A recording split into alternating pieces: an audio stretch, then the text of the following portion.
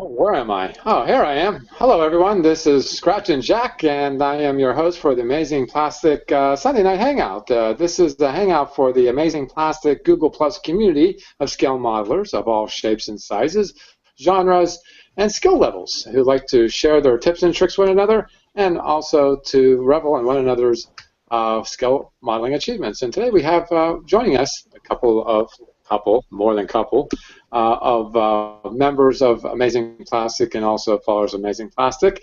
If you'd like to join us, you can just give me a message at Scratch and Jack Google Plus and message me, and I'll see if I can get you on. And today we have joining us Bob Busking. How you doing, Bob? Hey guys, how's everybody doing? Very So, good, thanks. Bob Raking, I live just west of St. Louis, and I just finished my Black Beauty for the 48-hour build, and then I'm also working on uh, my M1 Abrams tank for the tank group build. Nice, nice. Well, I you said post pictures, and you already had post pictures of your Black Beauty, and I'm going to screen share it. Here we have it. So pictures are much nicer because it comes through clear on the internet. Sometimes cameras don't come too clear, but this is something that we would like to see clearly because this is an awesome job you did here, Bob. Yeah, it's a Um, super dust magnet too. what's that? It's a super dust magnet. I just painted it yesterday, and you can already see all the dust collecting on it. Is that dust? I thought that was maybe Yeah, metallic. nope, that's dust. Okay. I got to get that thing in a case, get it clean, and get it in a case quick. Because I it's think it's black. just because I buffed it late last night and it had a static electricity charge and it Oh, I just see. sucked up the dust. I see. And this is the Green Hornet's Black Beauty. I don't even know. I'm not familiar with green. What is it? Green Hornet. Green Hornet was like it was right about the same time as Batman came out, and he was a crime fighter and he had his faithful companion and driver Kato, which was and Uh-huh. that, that was This their that was their Batmobile. this isn't They had any rockets and specific. lasers and This is as in any specific car model. I mean, it's like a '66 Imperial, I think is what it is. oh really? Yeah, pretty sure that's what they used. A 56 Imperial. It doesn't even look like a 56 car, to tell you the truth. '66 Imperial. Yeah. Imperial Oh, Crown Sedan. okay. 1966. Yeah, that car was converted by George Barris as well, Yep. who also done the Batmobile. Yeah. So yeah, he converted all most of the cars I think for Universal. This kit was originally came out to be, and it still is available as a slot car. Uh-huh. That's why it's a 32nd scale instead of a 25th scale. Yeah. It's intended to be a slot Okay. car. Let's see. Where are you here? Here you are. And well, tell us more about the tank that you're building. What was the impetus It's of doing that? the Styrene Syndicate tank group build. Um, I haven't done a tank in like 40 years, and I decided to jump in and do one. This is an Academy 135th scale Wow, M1A1 Abrams that's really big. 2003 Iraqi version, and I'm about ready to start painting it. I've got it pretty much done. I got to do some of the greeblies for it, but the turret's all done. The hull's basically done, ready for paint. That's where I'm at on it. I got to start painting it, shading it. It'll be done. The other day, I was trying to think of sci-fi guys who build other things. Should have remembered you, because you certainly do build other things.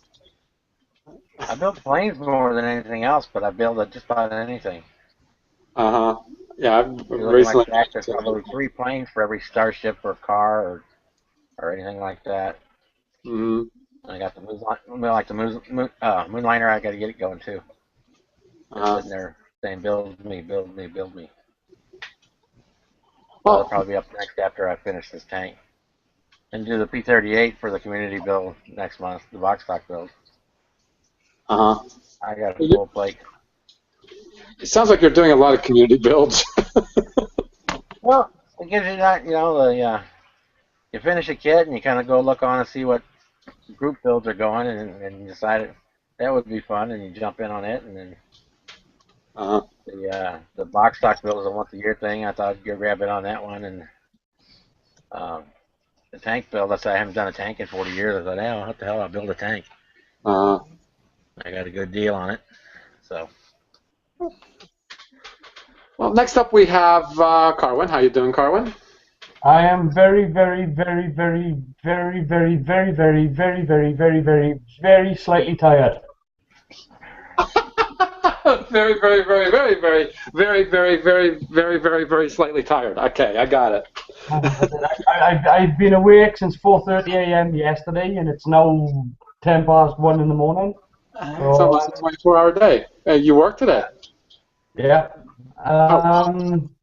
Yeah, before we came on air, I was showing you that I've also have been working on another George Barris car, which is the Night Industries 2000. Mm-hmm. My 124 scale. So I've been working on that and working on the circuit for it as well, which is running nicely. So that's all working very nice. Mm-hmm. And I've also been doing a scratch build for another project that I've been working on, which is it's a scratch build. It's supposed to be a sort of a what's the word? Like a space freighter, which I'm still working on, but it's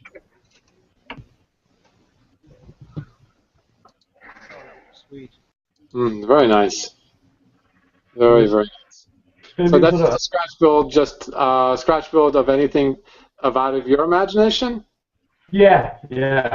Basically it's going to be a space freighter. It's going to be fully lit and everything, but it's not going to have much in the way of lighting. But the idea is that it's going to be sort of like a space truck kind of thing. Uh-huh. A goods transporter. So I'm just working on the back end now, and once that's done, it'll be good to go. I've got to put a mounting point on the side here because it's going to be mounted onto a rig, and then it'll be then it needs to be painted then. Yeah, that's what I've been doing. Well, I watch the History Channel's show called The Universe. I get into astronomy type stuff, and there was a show that I just watched while I was I don't know, tinkering around down here, and they were talking about what kinds of ships aliens would visit us if they were able to, and what kind of design they would be.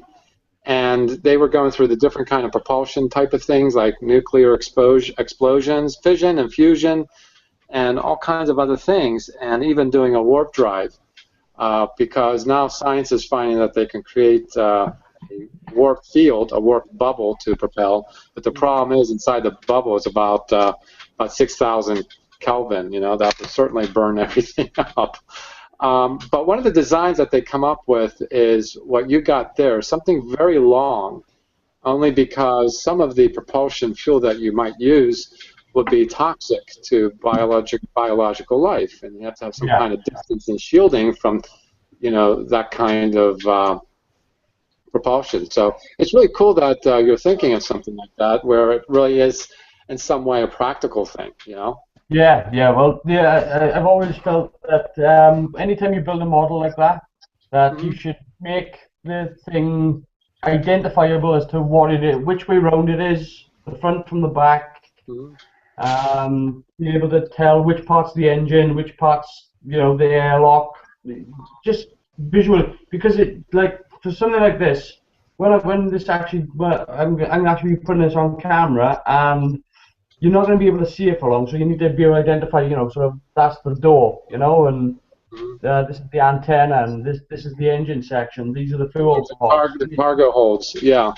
You need to be able to sort of see that, and like most effect shots or anything like that are normally under 3 seconds, so you've only got that amount of time to really make that connection as to what it is. You certainly are talented scratch building. You did the Red Dwarf. That was just an amazing build. I'm not familiar with the show, but the ship itself is just. Shame on you. You should be ashamed of yourself, Jack. Yeah, well, I'm ashamed of myself for other things too, Well, yeah, I mean, no reason why you can't collect, Jim. What's that? There's no reason why you can't collect, Jim. Well, okay. I was collecting other things in the past, and I'm collecting other things. As you well see, it's behind me. Next up, we have Heath. How you doing, Heath? Morning, everybody. Morning. You're giving yourself a lot of headroom there, Mister. I've got the iPad on the vertical, but look what's happened. You got to hold it up over your Enterprise. head because you got to hold it up over your head. Enterprise. What happened? I call it source of separation. Well, this is where the snap kit becomes a glue kit. Yep, you got that right. I just woke up this morning. I remember shutting my window. Woke up this morning and going, there's something missing on my desk. I look in my box, and there she is, like this. Oh, I'm going, no! Well, that's happened to me. I guess it but actually, this gives me a good opportunity to put the decals Yes. on this thing. So Yes. I haven't done that yet, but it'll be done. Plus, working on this again. Hello, you like the new flaps? Well, yesterday I called the Klingon ship cute. Yes, you did. I'm the smaller cousin of the big brother. It's good talking to you, Keith. Jay, what's up, Jay? Oh, I've been doing a lot of electronics work today, working on the Defiant, trying to get the lighting right for the Defiant model, putting together a lot of detail parts, and I started shooting video on super detailing the Buck Rogers Marauder. The Draconian Marauder. I was given a bunch of model kits by a friend years ago that he had built, and they were sitting in a bag in the garage for easily 6-7 years, and I finally decided to open the bag up and see what was inside. And among the things inside were a original release Battlestar Galactica that I want to take apart and light, 2 Space 1999 Hawk models, and the Draconian Marauder from Buck Rogers. And I thought the Marauder would make a fun series of videos on how to super detail using, research to find decent pictures, how you might change it to make it look more like the actual studio model rather than what it looks like, because in many ways it's a good model, but in many ways it's so completely wrong. It's like totally the opposite of what it's supposed to be. On the bottom, for example, in the studio model, there are a series of holes, like a grid work of holes. On the model kit, there are a series of sharp bumps. And it's like, okay, that shouldn't have been that hard to figure out, But so I started shooting that this week, and I'm gonna try to get a weekly video out. I have something that you may like. I have an article in a magazine somewhere, and I'll try to copy it for you, Jay. Which is it's an article all about how they what do they call it? It's late. That would be great, because the engine section I'm going to have to cut out on a lathe because it's not really fixable. It's really bad, and it's a couple. There's a good couple of pictures in that, and it's just them sort of fixing the model and putting it back together, ready for a museum display. That's great. If you can find that, that would be wonderful. Yeah, I will look for it. And, and next up we have Phil. How you doing, Phil? You look like you're working away at something there. I'm painting 50 caliber machine guns. And you can't even see it. Careful, careful, it might be loaded. Yeah, it might as well be. Apart from that, And you're doing that on your Missouri. that's Missouri, yeah. Yeah. Okay, I got it right this time. Yep. And yesterday you were showing the guns on it, and they're pretty small. I mean, they'll fit on a dime or a nickel. They were the twin 40 mil Bofors. They're all the little this little cupful is all the 40 mils. They're all built up. Again, it's a bit hard to see. They're just little blobs. But yeah, I'm doing the 50 cal machine guns, and there's like, I don't know, I think there was 60 or something on the Missouri.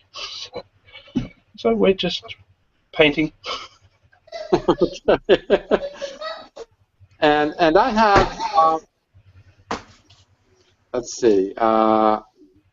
Okay, I just got done with something here, and it's my tester's build of the MiG, and this is one of the color schemes. Although the blue is a little dark, I should have left it with a little bit of white.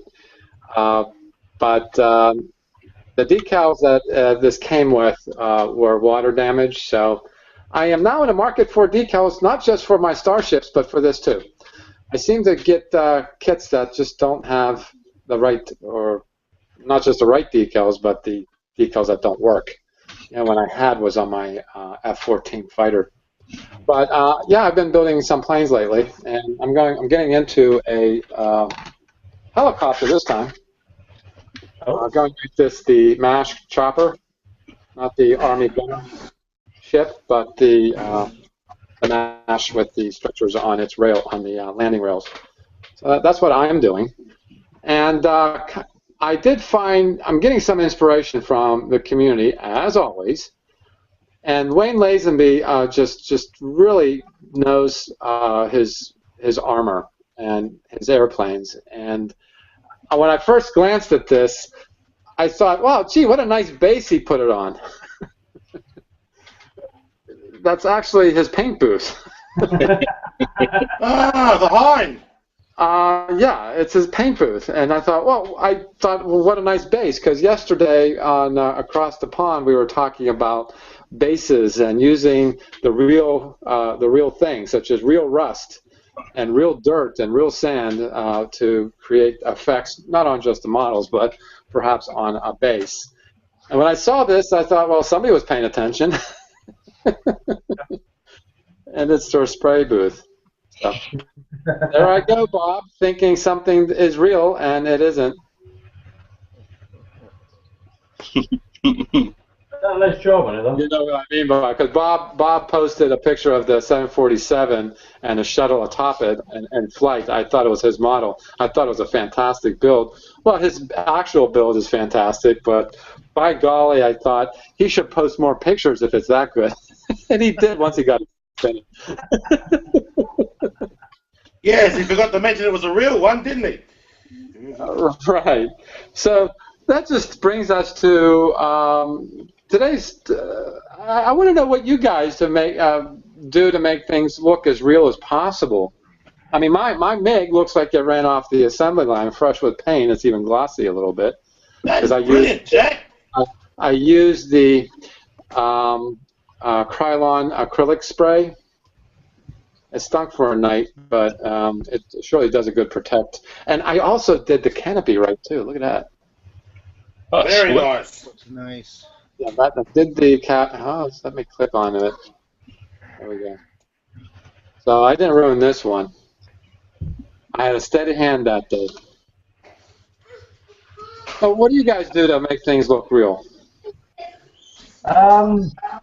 It depends, because sometimes when you are making a model, sometimes you want to emphasize details, and sometimes those details, when you look at the real thing, then they're not quite as, because sometimes some things are pretty much boringly painted, you know, and it's only you know, it's up to your own decision and as to how far you go with weathering, how far you go with rust, how far you go with stuff.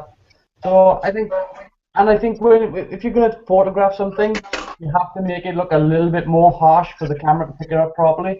Hmm. So it depends on what it is that you want to do, really. Yeah, I just got some foam core. My partner found black foam core, and now I can take some pictures of my starships with as a plain background, because for that you Yeah. need something a little more plain.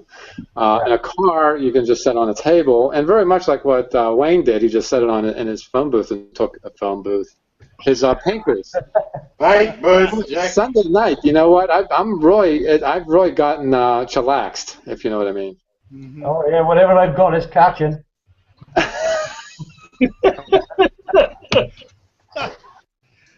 Oh, What do you got? Apparently, computer virus.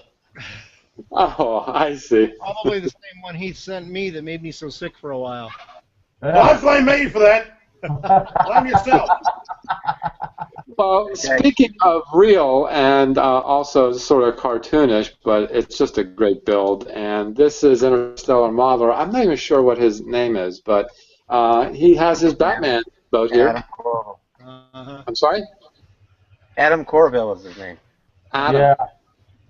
Yeah, he does really good work. I mean, he does phenomenally, professionally good work, you know. And this is just one example of what his work is like. There was someone else that did equally as good. That was Chris Pandoff from, I think he's in Melbourne. Anyway. Yes, he is. Sorry. And you're from Melbourne, too. I am. I was. There was. But here, I don't think there needs any realism because it's it should have been like in a cartoon setting in your water or what? It would have been nice for it to be water set and Yeah, because it was a little bit of breakwater on the boat. that's the Bat boat from the Batman, the Adam West Batman movie. It is, yes. And yeah, I mean, I'm not objecting to the stand. I think the stand and everything is fine. It could have been interesting to see it mounted in water, or a water display with Yeah. foam crashing around the sides. Yeah, I think so. Maybe a shark hanging from a ladder. Yeah, yeah. Did you say a shark? Yeah, he Yeah. did. That was earlier. That was the helicopter scene. You've That seen the was the movie. helicopter scene. Holy shit, Batman! We're in a big bite today. Oh, yeah. Well, actually, Robin brought him a can of shark repellent, and he Yeah. sprayed it on the. Speaking of that, shark repellent. my daughter's actually watching that right now. Either that or Robin will make good chum, you know. Yeah, Robert, that would be better. He was always good, chum. He was always very dumb. That's what Batman used to call him, old chum, all the time. He was the fodder. And I have something also to show that one of our community members had done. And it is, if you're a Trek fan, you know what this is. It's a light switch. The cube. It's a light switch. This is a board cube with the board got into geometric shapes. So they didn't do a pyramid. They should have done a pyramid, but they've done spheres and squares or cubes as ships. And this is, you can call this possibly a mothership because it has little spheres that come out of it that are also ships. Mm-hmm. I have to say, he did a good job. Oh, And yeah. I like the setting he put it in too, actually. They deliberately didn't use a pyramid shape because it had been done in the movie Stargate. Oh, really? Yeah, you're right. It's Yes. like pyramids, so they deliberately didn't do that. But Oh, how much simpler can you get besides a square, a cube? I keep saying square, a cube or a sphere. Those are the two simplest shapes, I would think. How many sides does a sphere have? Two, one on the outside and one on the inside. Okay, gotcha. But that was quite a bit of scratch building that he's done there, and I'm sure he's used every sprue that he possibly could get his hands on to create that effect. Along with, I don't know, you should come on the show and tell us how he done it. Looks I great. think that's actually a resin kit. How is it? I think so. I think it's a resin kit. Huh? I could be wrong, but I'm pretty sure that he managed to order that from I'm trying to think who it was from. It's late in the night. I don't know. Good night, Colin. The resin kit, you can pretty much be sure it's not just a big block of resin because that would be virtually impossible to light. Yeah. No, So it's got to be, it's the 6 separate six-sided. sides. Yeah, six-sided resin piece, I think.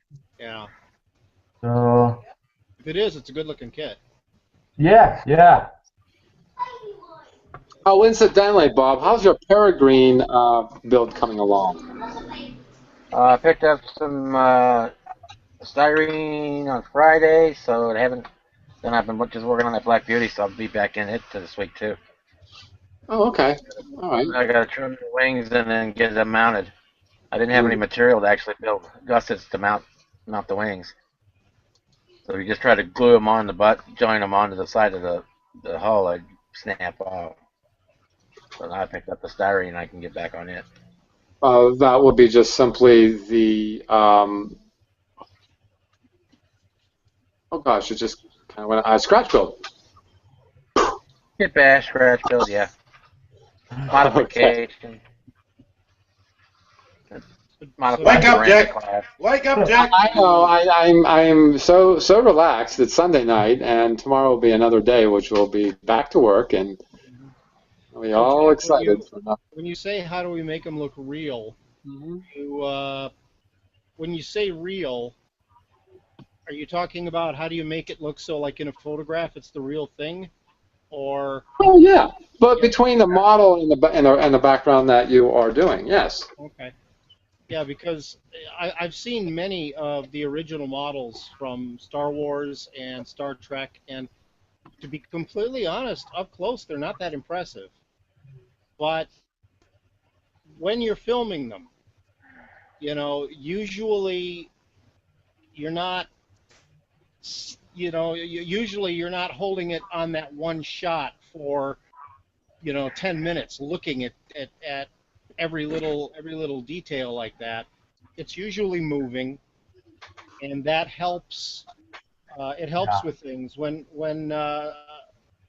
like with props. Very often they'll have a hero prop which is intended for close-ups, that is completely detailed in every way to make it look exactly as it's supposed to, and then they have further and further levels of detailing on props to the point where some of them are so poorly detailed that when you look at them, it's like, wow, that looks like crap. But it's far enough away from the camera that you wouldn't notice it. For example, in I believe it was Next Generation. It might have been Deep Space Nine when they did some stuff on the battle at Wolf, whatever it was.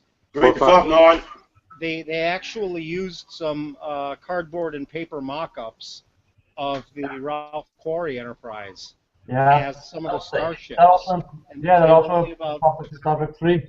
Yeah, they were only about this big, and they were, but they were so far off in the distance that didn't matter. Yeah.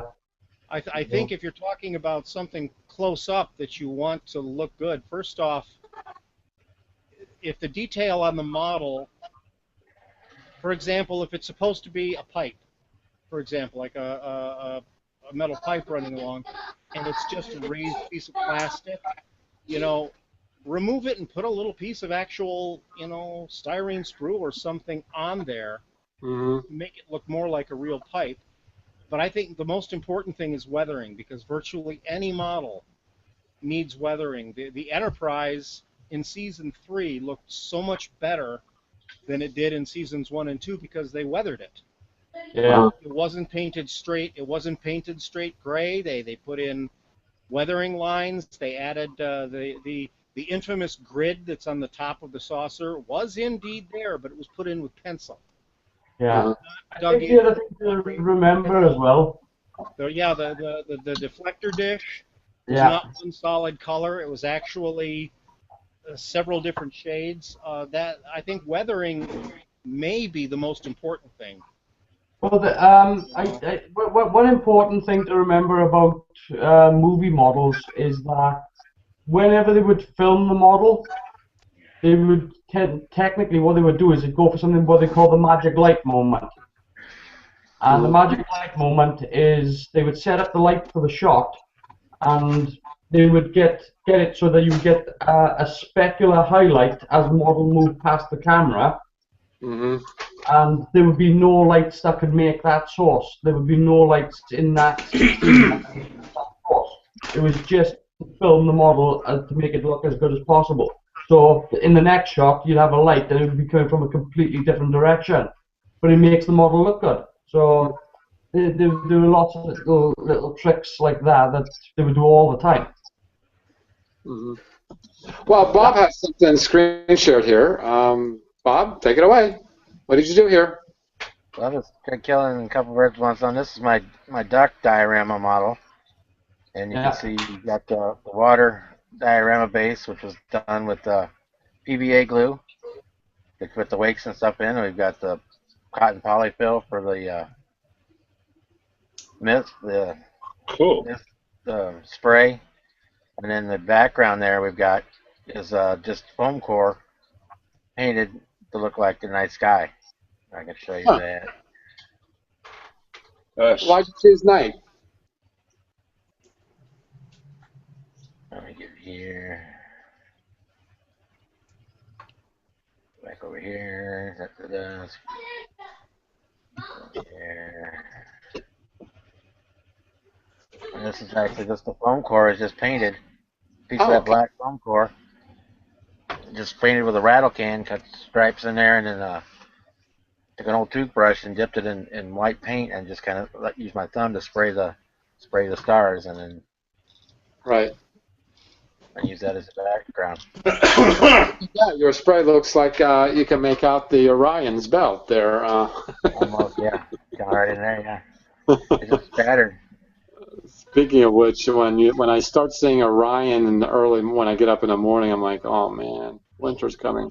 Soon enough, when I look up in the sky, it's going to be at night, like around this time, and it's going to be like the den of winter. Orion is like a great constellation, but I hate seeing it. It means winter. Well, thanks for sharing, Bob. Example of what might be a background prop, Jack. I mean, you can see it's the Millennium Falcon, obviously. Uh-huh. Yeah.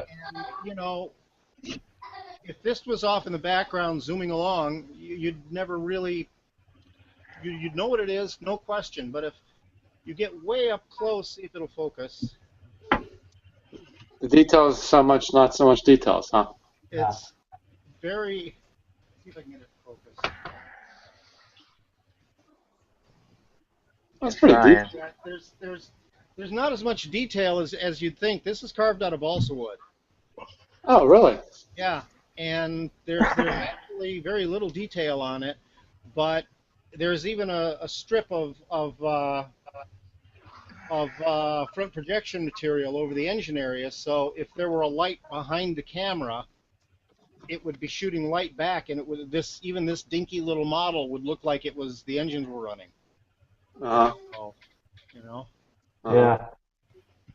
I think in Empire Strikes Back they actually used a model about that big, actually on the Imperial Star Destroyer for that shot where you see it docked on the side, and it is about that big. It's only about that big, yeah. I was going to say you have posted something here that I think might be a desire of yours to build. Absolutely, I'm definitely building one. And what kind of a setting would you put this in? I would probably just put it on a stand. Well, if I wanted to make a diorama, I would put it into Dr. Zarkov's laboratory, workshop, like it's been built there and it's going to take off.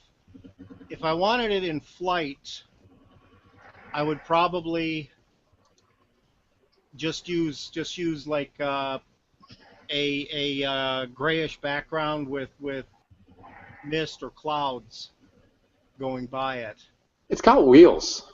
It does. It's because it lands. Does it And have a so sparkler holder in the back? the engines are actually that ring of small tubes that's right above that front wheel. Right.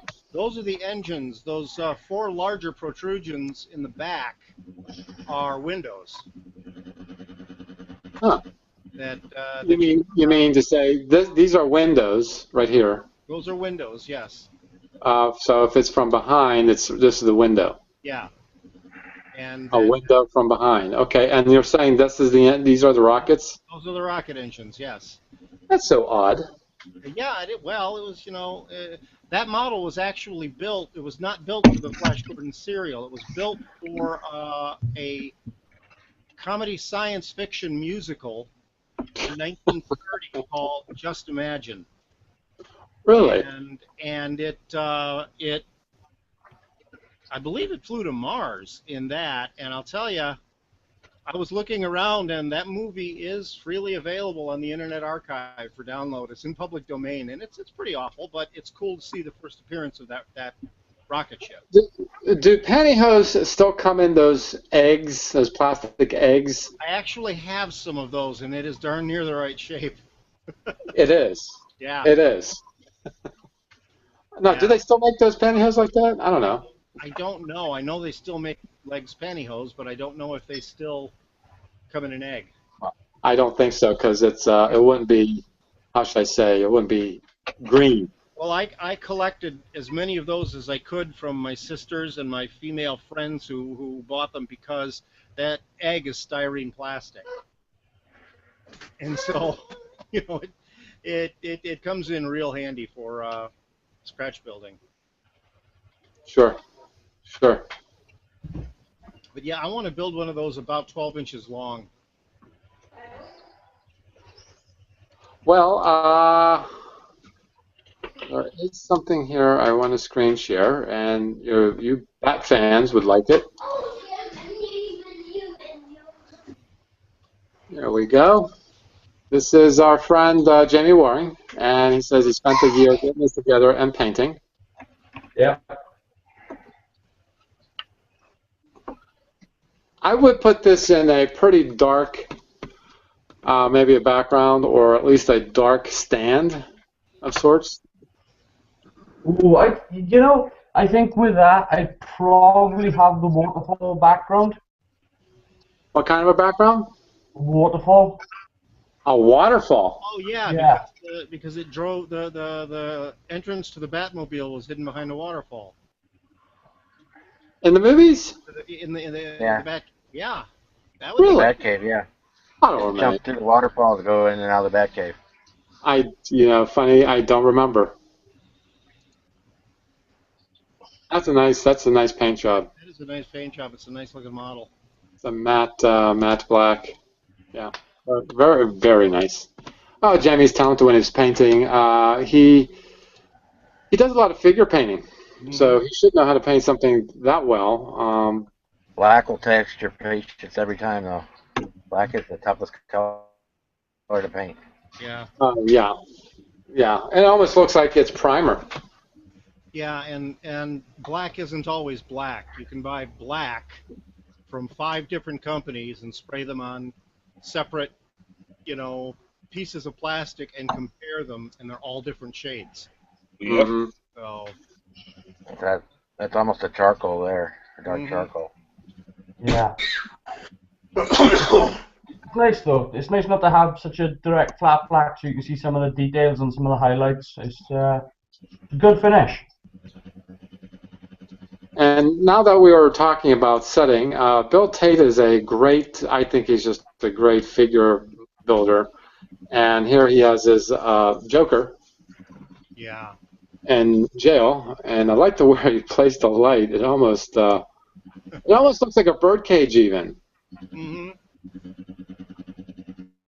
He actually built this, and of course, Sculpted it. and he sculpted it. Yeah.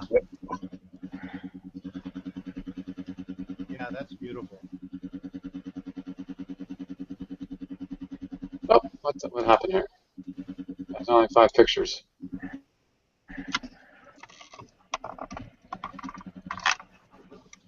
And the setting he put it in was, of course, appropriate. Yeah. Very. Mm-hmm.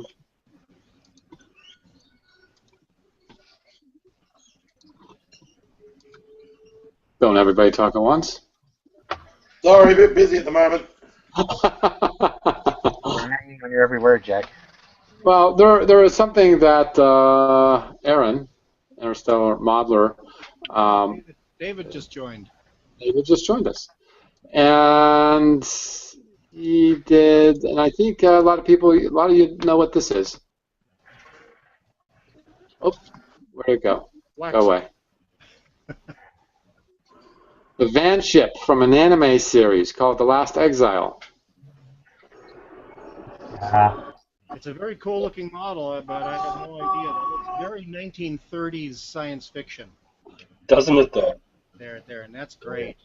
That's beautiful. Mm-hmm. Yeah, it's a very, very nice design.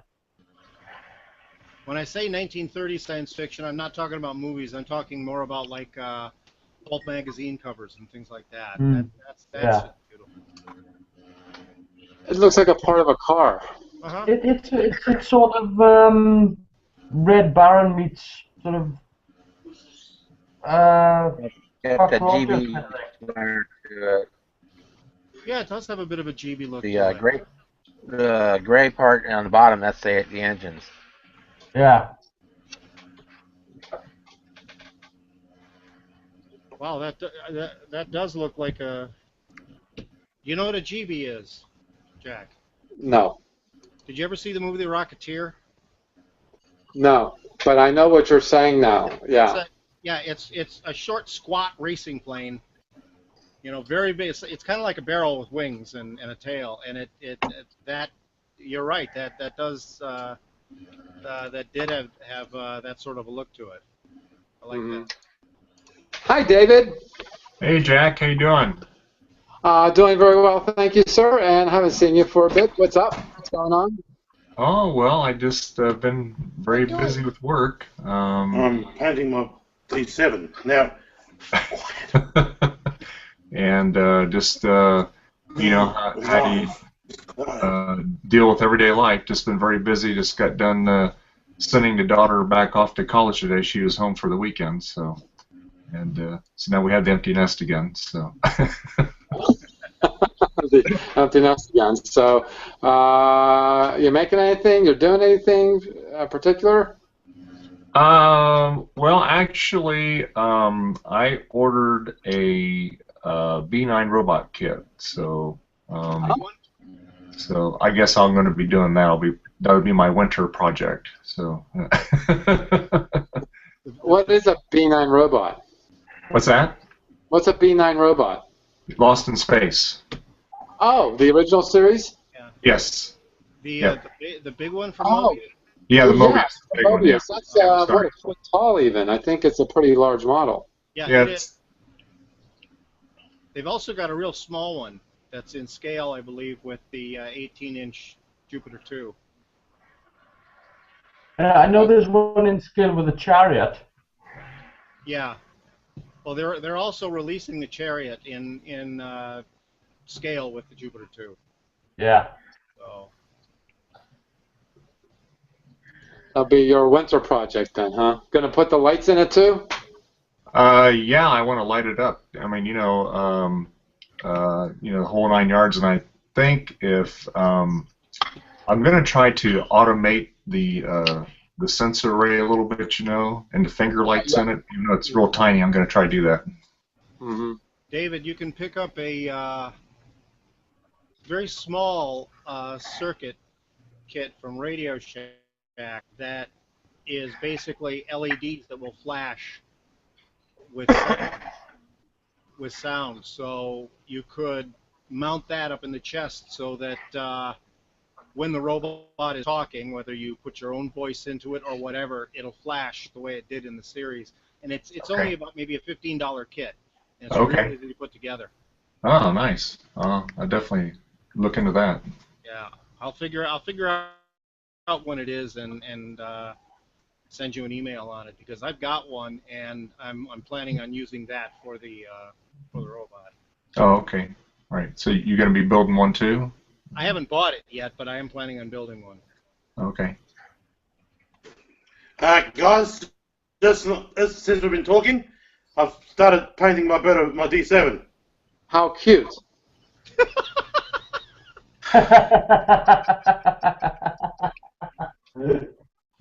Looks very nice. And are you thinning the paint to put it on smooth? Yes, I'm doing a hand paint. It's going good so far. I'm just doing long, big strokes, and it's actually turning out to be very, very. She's looking very good. It turned out to be very nice. Of course, she'll need a second coat, but. Well, yeah. But it's not bad for a first timer.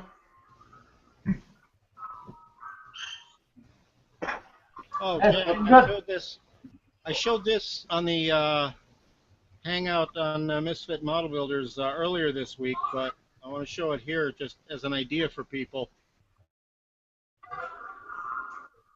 You can buy these silicone cooking mats. They're for making, laying in a cookie sheet and making cookies and stuff, so you don't have to grease the sheet, and they come off real easy and everything. And around Christmas, they make green and red ones that are significantly cheaper than the ones you can get during the rest of the year. And what often happens is after Christmas, they go on clearance. And so we bought 2 of them last year, and they work great, but I accidentally cut a great big strip in one of them, and so that was kind of useless, but I kept it around, and I got an idea. I took a chunk of it and cut it out. Make a good green screen too. Took a chunk of it and cut it out, and I just tacked it to a piece of fiberboard. This makes the absolute best Bondo or epoxy or putty mixing surface I have ever had, because nothing sticks to it. Mix it up on there, get it all, use it and everything, let it dry, and then just, reusable, over and over and over again, and it's just been fabulous. And if any little bits, sometimes real little bits do stick on, a quick wipe down with acetone, and they come right off. So it's just as an idea for people, it comes in really, really handy if you mix a lot of epoxy, or I tend to use this stuff, which is it's pourable putty. It's the same thing as Evercoat, like Steve Neal uses, but it's about half the price. But it's a great idea. This stuff this cost I think $20, and there's 24 ounces in here, which lasts a hell of a long time, and it's a lot easier to sand than regular putty. You mix it a little bit like Bondo, but it's absolutely great stuff, and it sets up very well, depending on how much hardener you put it in. It sets up very quickly, or it gives you a little more working time. Yeah. And Jack is back. Hey, Jay, you showed that I aluminum am sanding sorry. bar. Where did you get that from? Say again? The other night you showed that aluminum sanding part thing. Where'd you get Oh, that from? the aluminum. You mean this stuff? No, the No, sanding block. you had the aluminum sander. It was like a Oh, flat But sander, the the aluminum. cutting edge. thing. I actually picked this up at Hobbytown for $6. Okay. All right. And you can get them. You can get them at a lot of hobby stores. You can get them from Micromart. They come in several sizes, but I wanted a small one. I use it for two different things. It's got sandpaper on it, and so it gives you a nice, perfectly flat, non-flexible sanding surface. But to be completely honest, I use it more often as a straight edge cutting plastic, because since it's got this fine sandpaper on there, it doesn't move. Slip, yeah. And it's, you know, perfectly smooth edge, and it works just great. It's $6, Huh. you know, and I've been using it. I bought it, I think, last week, Saturday, and I have used it probably 10 times a day since then. So It's amazing how slippery a steel edge is on a piece of plastic. Great idea. it really is. I mean, I have these small rulers here, but I glued sandpaper on the back of them because, yeah, they slip on plastic. So, you know, you want it to stay where it is, and those are just great. Thank you. Didn't know where you got it from. I know where to get Yeah. those. Like I say, I have I've seen them in several hobby stores. They go up to, I think, 18 inches. But I know Micromart and a lot of hobby, you know, online hobby places. I'm sure Amazon has them. I might even be able to tell you exactly what it's called. Okay, it is called a Great Plains Easy Touch Hand Sander. Huh. Okay.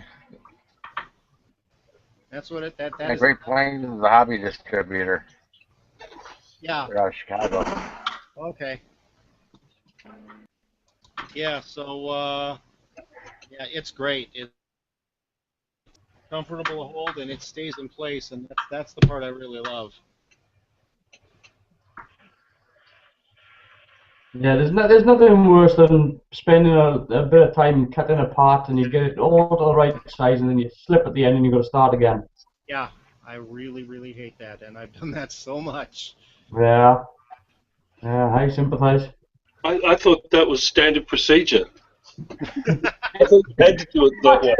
Yeah, it pretty much is. You get 90% of the way through and then cock it up and have to start all over.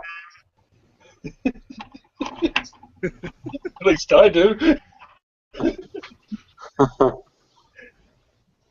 Yeah, that's when you start developing boxes of bits. Yeah. It didn't start out that way. They were all going to be part of one model, and now they're just there waiting for you to find uses for them. Well, you end up having to, so. Yeah.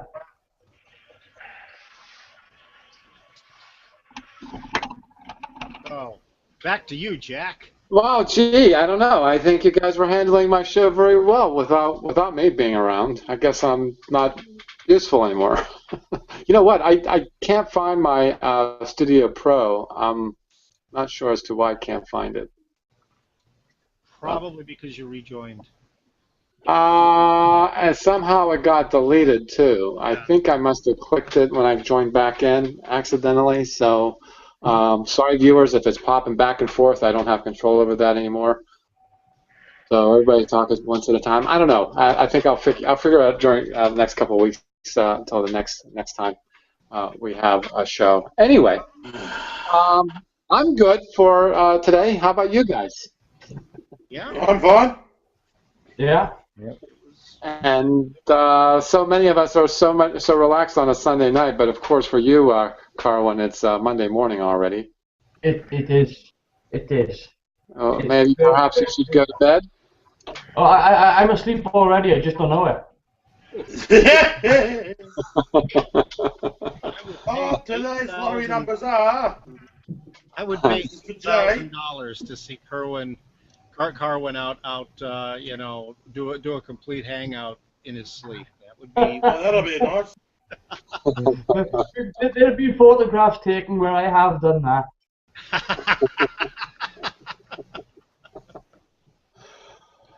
Well, anyway, boys and girls, mostly boys here. In fact, all of us are, I guess.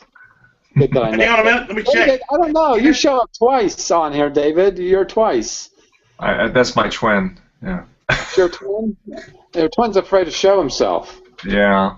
Yeah, I don't know why it did that. I was trying to click in, and I don't know, maybe there was another window open, but this is the only one I got showing, so that's kind of weird. Oh, Jack, I do have one more thing that I bought this week that I've never used before, and I've fallen in love with it. Uh-oh. So, What's her name? Nothing like that. There we go. I figured it out. There we go. I picked up these. This is Yes. Tammy. What do they call it? Weathering Master. Weathering kits, yeah. And this is Kit C, which has rust, gunmetal, and silver. Now this stuff is not exactly the same as pastels. Yeah. It's very similar, but these are a little bit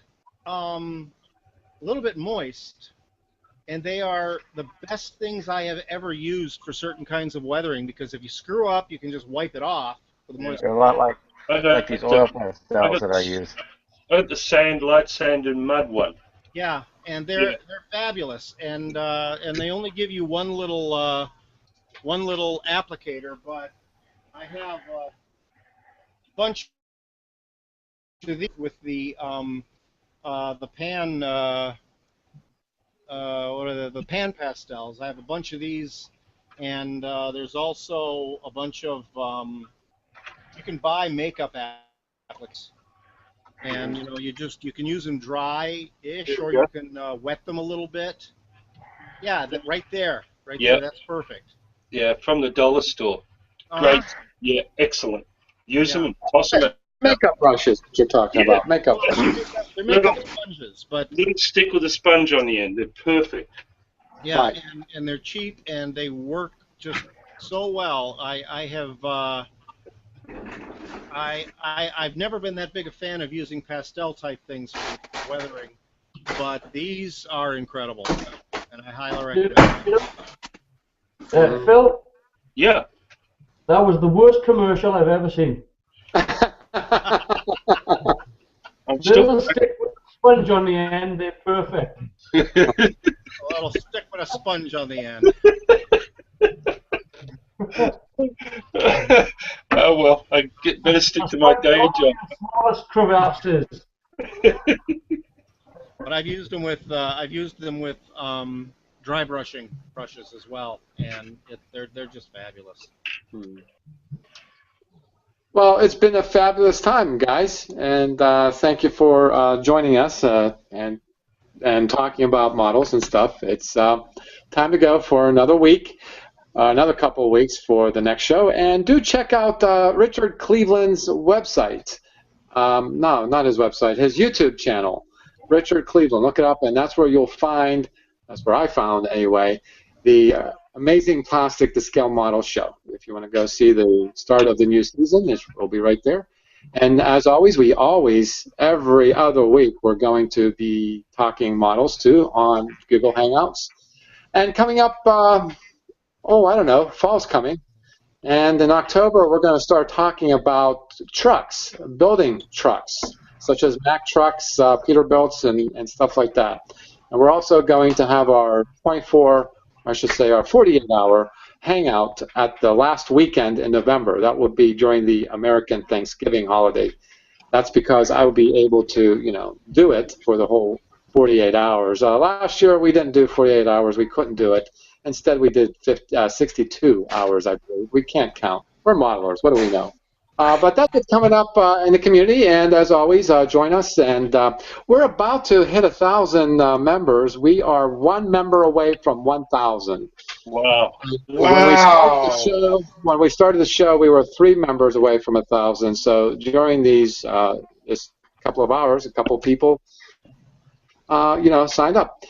Yeah, show your models, learn, share.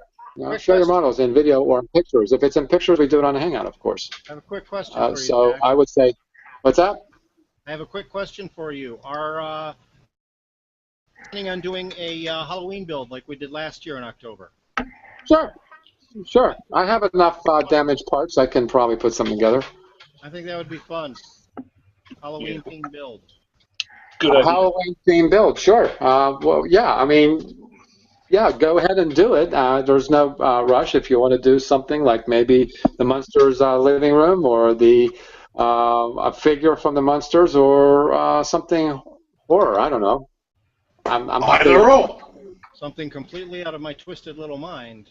Well, that will be fine. I don't have that much of a twist. So. Hang on, Jack. Jay, when it comes to your twisted little mind, I'm a bit scared. As well you should be. So. Don't worry, Brady. The secret's safe with me. You're not mad. You're just a mad genius. Yeah, my secret is safe with him that he just broadcasts live on the internet. Well, anyhow, y'all, we got to go. And thank you for joining us. Without you, we wouldn't have the vibrant community as we always do. Thanks for watching, and happy modeling, everyone. And see you. Bye, everyone. Bye. Bye. Bye-bye.